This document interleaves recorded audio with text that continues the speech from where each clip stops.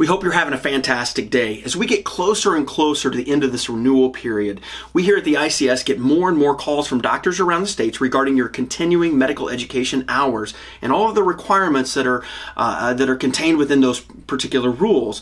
First and foremost, you have to have 150 total hours of continuing medical education in order to renew your license. And that's broken up into two categories. We have formal hours and informal hours.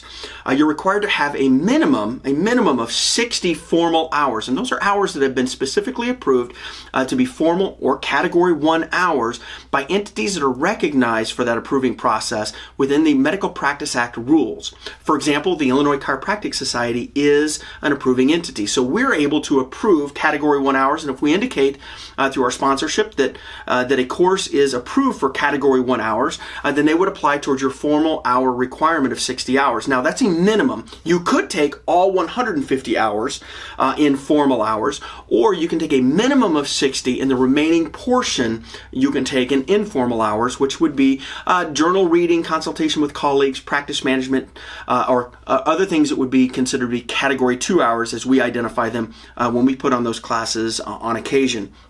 Although the vast majority of our courses will be Category 1 courses. Other questions that we get are, well, do I send in all of my certificates that I've received with my renewal? And the answer is no. When you renew, you actually go through what's called an attestation. You're going to attest that you have already acquired, you've already been through 150 hours of continuing medical education. And at that stage then, when you send in your renewal, you're telling the Illinois Department of Financial and Professional Regulation that you have obtained all of the required hours. Now, then you may be audited, and then at that stage, then you would have to produce those certificates. So whatever you do, don't lose the certificates that you've received indicating that you have had those approvals. You want to have a file folder, make sure you put those in there. Also keep a log so you can make sure that you keep track and know exactly where you're at with your total hours that you've received over the course of this renewal period. Now, this is another important piece. The renewal period begins on August 1st of 2014 and ends on July 31st of 2017.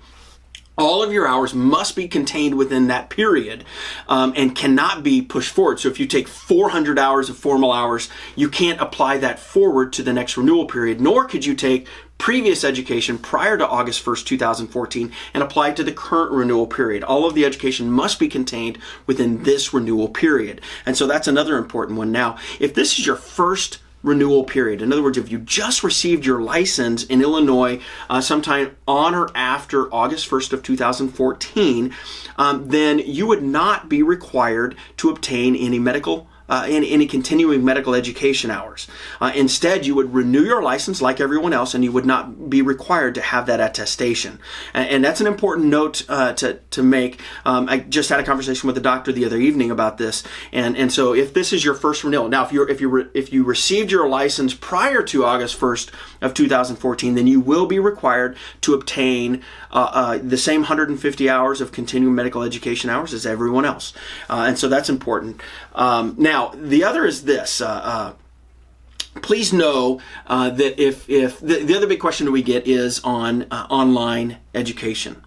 And the question is, how much of that 60 hours or 150 can we obtain online or at a distance through webinars that have been properly approved or online education opportunities that have been appropriately approved? And the answer is 100%. Illinois does not have a restriction on the number of hours. This is really good news for Illinois Chiropractic Society members.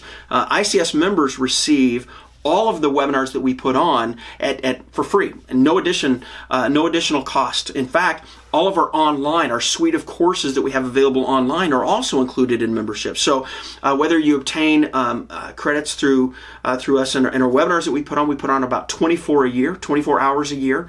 And so over the course of a 3-year period, more than enough to satisfy your minimum requirement for formal hours.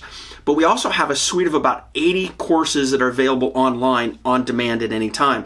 Those are all included with your membership. So ICS members, make sure that if you're looking to obtain some last minute hours, you check out both our upcoming events and our suite of courses that we have available online. We have a number of live education courses that are coming to your backyard as well.